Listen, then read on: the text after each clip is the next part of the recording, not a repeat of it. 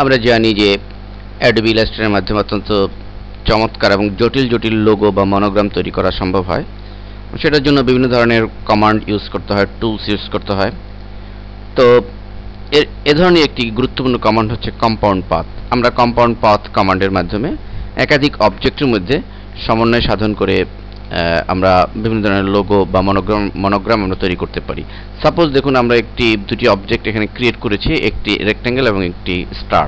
তো দুটি অবজেক্টের মধ্যে আমরা দুটি অবজেক্টকে সিলেক্ট করছি এবং আমরা যদি অবজেক্ট মেনুতে চলে যাই এবং এখানে কম্পাউন্ড পাথ দেন মেকে ক্লিক করি, দেখুন অলরেডি আমরা দেখতে পাচ্ছি যে স্টারটি আমাদের রেক্ট্যাঙ্গেলের কালারে কনভার্ট হয়ে গিয়েছে এবং রেক্ট্যাঙ্গেলের ভিতরে স্টারের অংশটুকু সাদা দেখাচ্ছে। আমাদের মনোগ্রাম বা লোগো তৈরির ক্ষেত্রে কিন্তু এটি খুবই গুরুত্বপূর্ণ একটি কমান্ড। মোট কথা, আমাদের এই সমস্ত কমান্ড আমরা কোথায় ইউজ করব, কোথায় আমাদের ব্যবহার করব, সেটি আমাদের প্রফেশনাল